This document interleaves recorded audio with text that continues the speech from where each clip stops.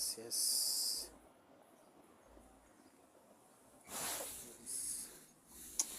Hello, hiyo sasa ndo ile site ambayo nilikwambia mwanzo, hii ya Kinyerezi Makofia.